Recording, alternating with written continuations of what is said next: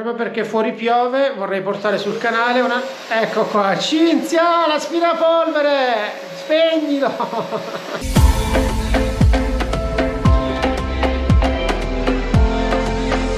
Will I ever learn to love again?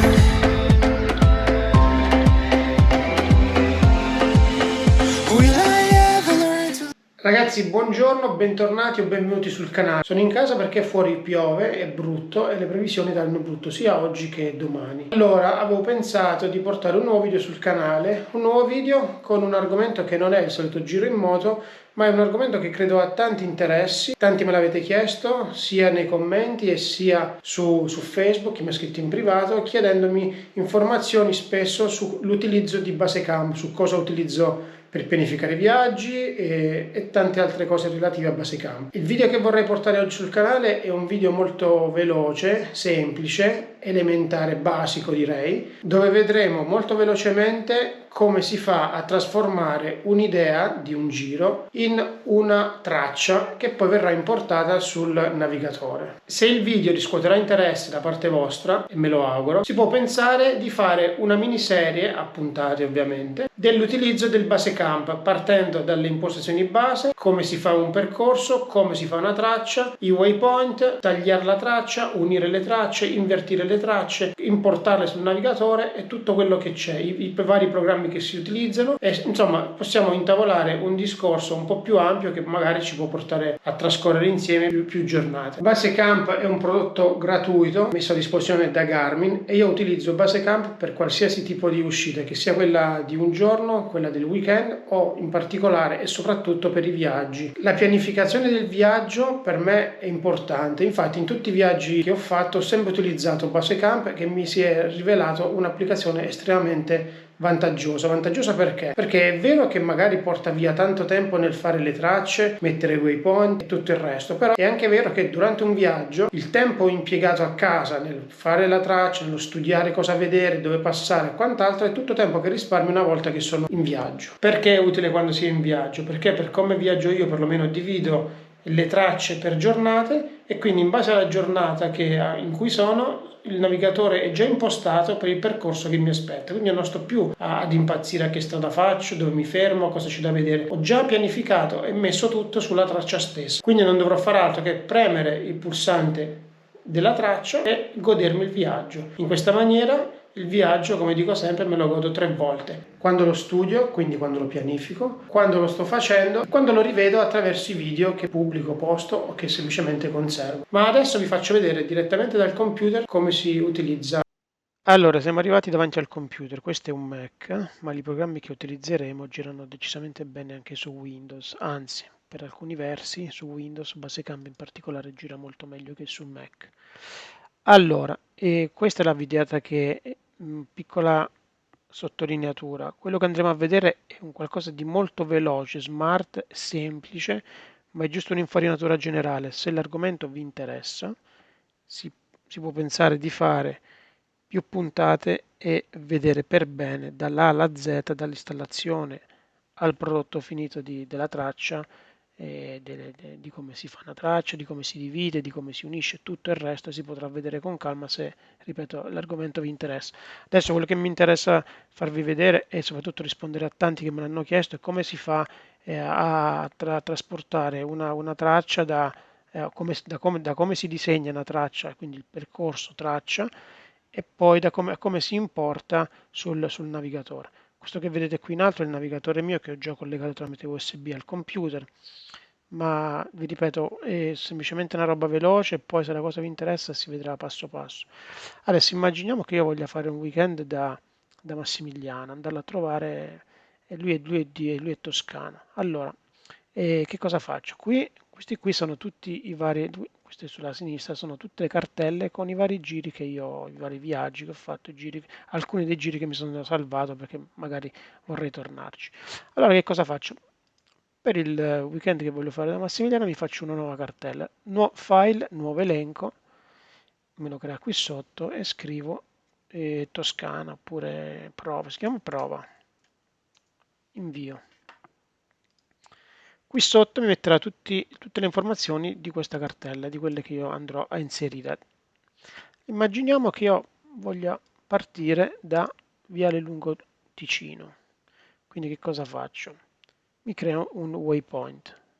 Vado sull'icona della bandierina, zoom, perché più zoom più sono preciso, e voglio partire esattamente da qui. A questo punto, cliccando, mi creo un waypoint che non chiamerò Viale Lungo Ticino Visconti, lo cancello, e ci scrivo semplicemente partenza. Casa, chiamatelo come volete. Volendo gli si può cambiare anche il colore della bandierina, gli si può mettere rosso, mettiamolo rosso, ok. Boh. E come vedete qui sotto mi ha aggiunto il waypoint partenza. Adesso Massimiliano è in Toscana, abita vicino Prato e ci diamo appuntamento sul passo dell'Abetone. Adesso trovare passo dell'Abetone così a caso è abbastanza difficile. Allora come posso fare? Mi aiuto, innanzitutto vado sull'icona e clicco sulla manina, così se dovessi cliccare malaguratamente altrove non mi va a creare waypoint, altrimenti rimanendo su questa funzione mi creerebbe waypoint in ogni click. Vado in basso e mi sono già aperto Google Earth. Per comodità avevo già trovato passo dell'Abetone, adesso lo cancello e ci scriviamo, che ne so, Pavia, giusto per farvi vedere come si fa da capo. E ok, qui scrivo passo dell'Abetone ed è già nel criterio di ricerca, c'è già in memoria, e mi zooma sul passo dell'Abetone. Io che sono particolarmente preciso e voglio esserlo e voglio salire allo stessa maniera, zoomerete e dice passo dell'Abetone è qui, io voglio arrivare in questo parcheggio qua, che è proprio sotto le piste da sci. Allora cosa faccio? Prendo il puntatore, che è quest'icona gialla, sposto la cartina col mouse e mi metto il puntatore esattamente sui parcheggi. Vedete come muovo il puntatore? Qui le coordinate si vanno a modificare, guardate.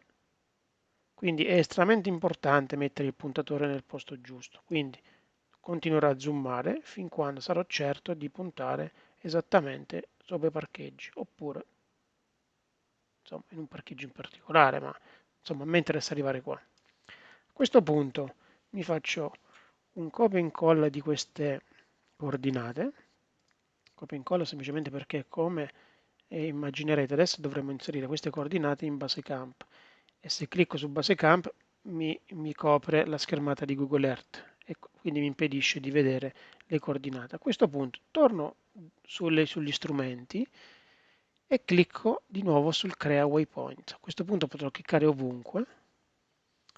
Qui mi ha preso il Ticino perché giustamente ho cliccato in mezzo al fiume, ma non è un problema perché io gli cambio il nome e lo chiamerò Abetone Passo. Lo chiamo così perché Passo dell'Abetone esiste già ce l'ho tra i vari giri che ho fatto, quindi mi direbbe che esiste già.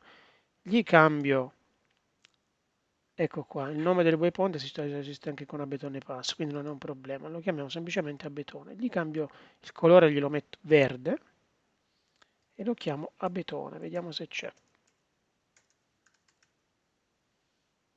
Vediamo Abetone Passo se mi lo prende. Ok, Abetone Passo me lo prende. Andremo in avanzate e qui in avanzate andremo a inserire le coordinate che ci siamo precedentemente presi, quindi 44, 08, 716. Poi queste sono quelle nord, quelle a est sono 10, 39, 927. Invio. Torno qui e rimetto sulla manina. Vedete? Qui sotto mi ha messo un altro waypoint, c'ho partenza e c'ho Abetone. Se adesso faccio un doppio clic su Abetone, mi porta direttamente sul waypoint e vado a verificare se il waypoint che ho inserito è corretto, perché se il waypoint anziché qua me l'avesse messo perché ho sbagliato a digitare qui, capite bene che non può andare bene. A questo punto, molto banalmente, zoom, rimpicciolisco e con lo strumento qui in alto di strumento creazione percorso ci clicco, zoom un altro pochino, a questo punto mi muovo anche con le frecce qui sotto, queste qui che sono qui sotto tra gli strumenti, clicco sulla bandiera rossa che è il punto di partenza e arrivo a cliccare sulla bandiera verde che è quello di arrivo. Il navigatore mi creerà in automatico il percorso che gli ho dato seguendo l'impostazione. Ovviamente mi farà fare l'autostrada e poi mi farà fare verso il passo dell'Abetone. Nulla vieta che io possa cambiare modificare questo percorso semplicemente andando a cliccare sulla mano e spostarmi tranquillamente il mio percorso. Una volta che la mano ci clicco sopra, il percorso, tengo premuto, riesco a spostarmi e trascinarmi il percorso dove voglio, ma così a caso non mi sembra il caso, scusate il gioco di parole. Spostare? No, non spostare. Ok, allora gli dico, io prima di arrivare sull'Abetone voglio innanzitutto passare dal passo della Cisa e poi dopo il passo della Cisa voglio passare al Ponte del Diavolo. Allora come faccio? Come prima mi riapro Google Earth, scrivo passo della Cisa,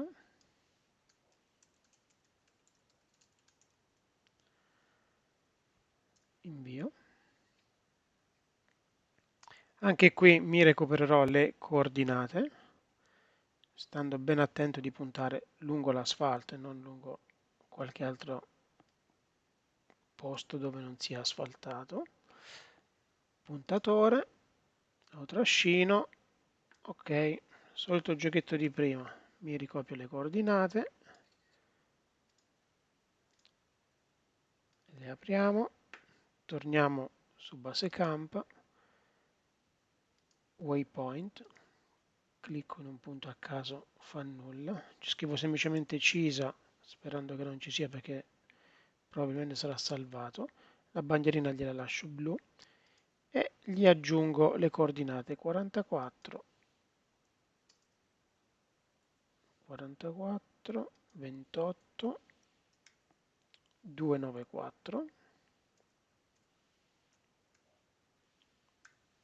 nord, est è 9 gradi 55.712, invio. Ok, ritorno sulla manina, mi fa da vedermi se mi ha messo giusto il passo della Cisa. Ok, ci siamo. E visto che siamo qui, a questo punto questo me lo cancello e andrò a trovarmi, abbiamo detto, il Ponte del Diavolo. Eccolo qui, o Ponte della Maddalena.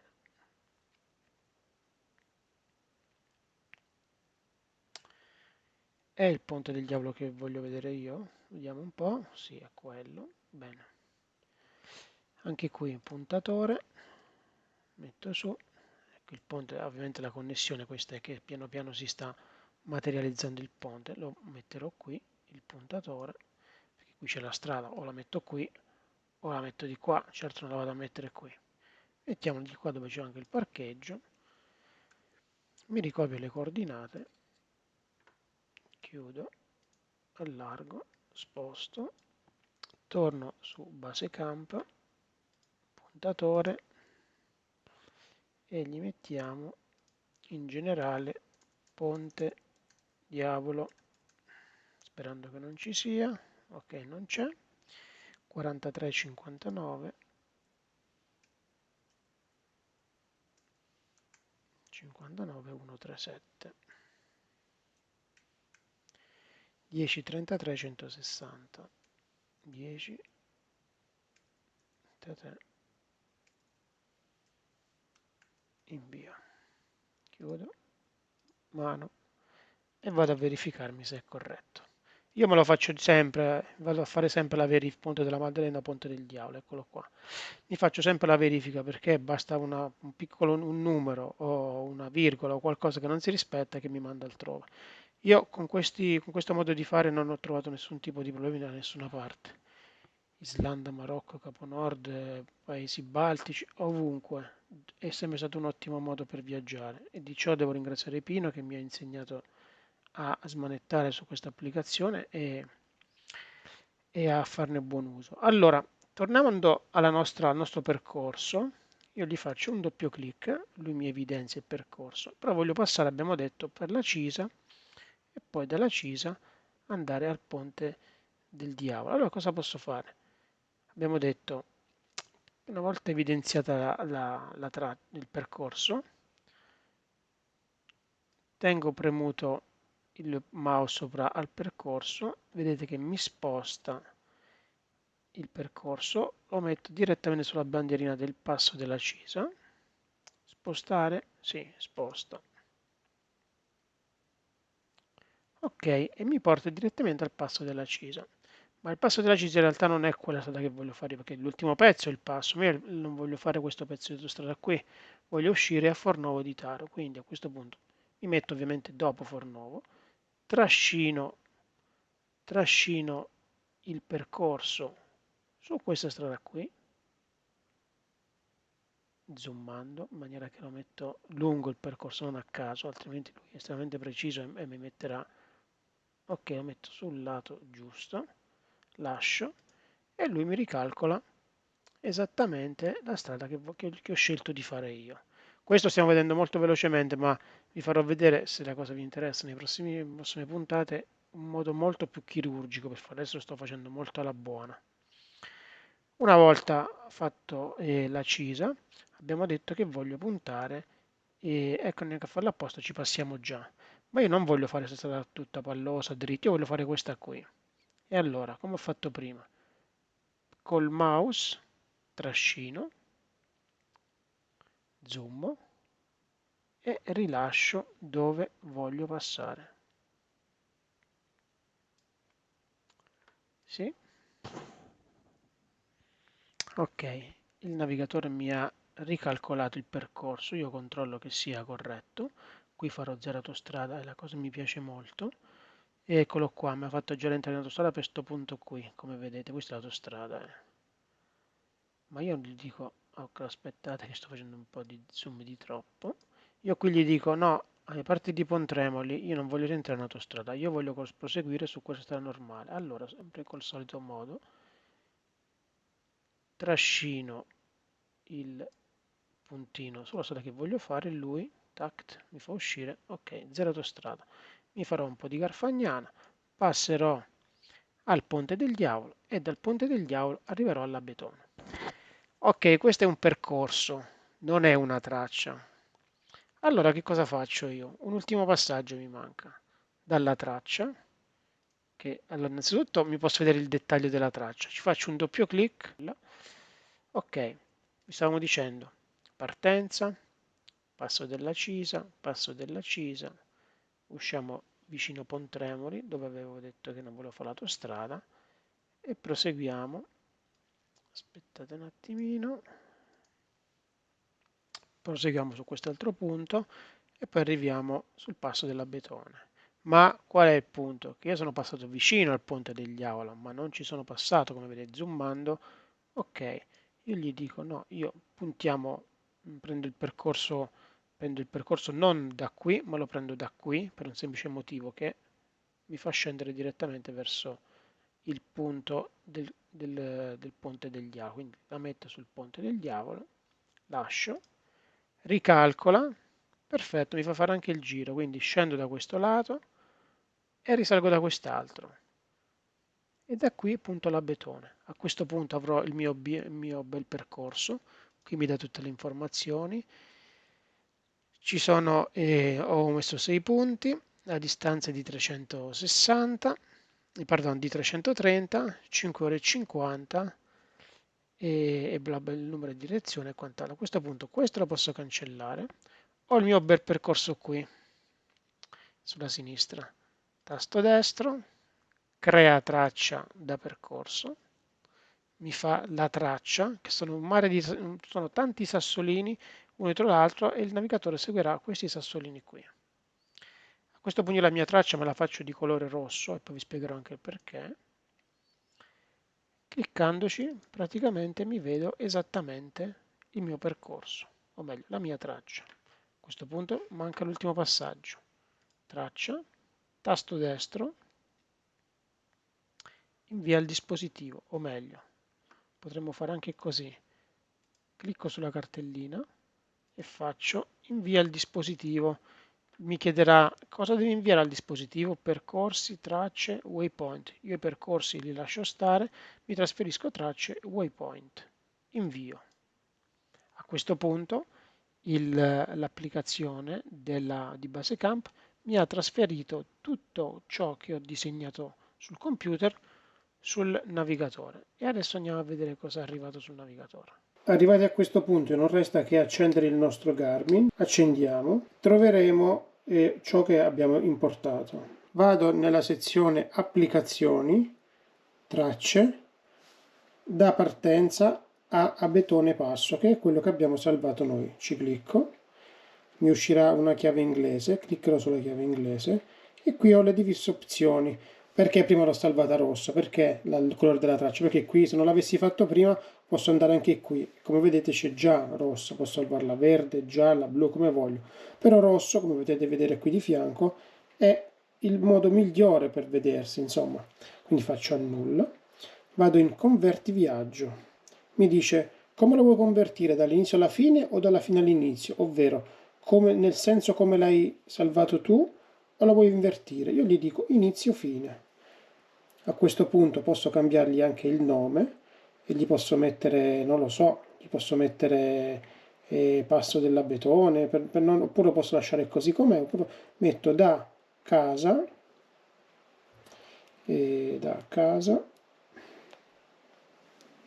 ad